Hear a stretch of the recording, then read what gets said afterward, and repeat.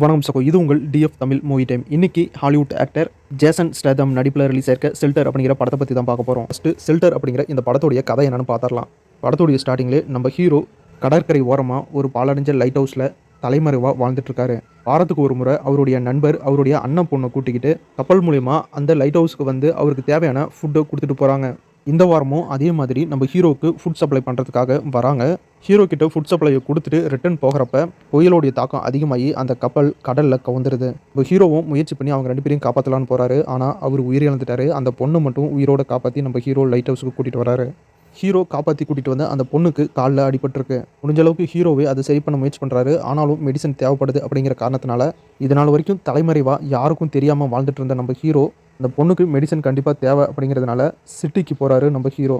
அதுக்கப்புறம் நம்ம ஹீரோவை ஃபாலோ பண்ணி நிறைய கான்ட்ராக்ட் கில்லர்ஸும் MI6 சேர்ந்த போலீஸ் ஆஃபீஸர்ஸும் அடுத்தடுத்து ஹீரோவையும் ஹீரோ கொடுக்குற பொண்ணையும் கொலை பண்ணி ஆகணும் அப்படின்னு துரத்துறாங்க. இதுக்கப்புறம் நடந்த சம்பவங்கள் என்ன, நம்ம ஹீரோ என்ன மாதிரிலாம் சம்பவம் பண்ணார் அந்த பொண்ணை காப்பாற்ற, யார் அவங்க, எதுக்காக நம்ம ஹீரோவையும் அந்த பொண்ணையும் கொலை பண்ண துரத்துறாங்க, நம்ம ஹீரோ யார், எதுக்காக இத்தனை நாள் தலைமறைவாக வாழ்ந்துட்டு இருந்தாரு, ஏன் நம்ம ஹீரோவும் அந்த பொண்ணும் உயிரோட தப்பிச்சாங்களா இல்லையா அப்படிங்கிறதெல்லாம் இந்த படத்தை பார்த்து நீங்களே தெரிஞ்சுக்கோங்க.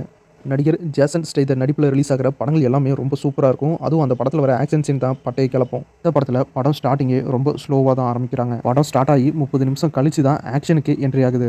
அது மட்டும் இல்லாமல் படத்துடைய கதையை பொறுத்த வரைக்கும் இது வரைக்கும் நம்ம பார்த்த நிறைய படங்களில் இந்த கதை அப்படியே தான் ரிப்பீட் ஆகிருக்கு.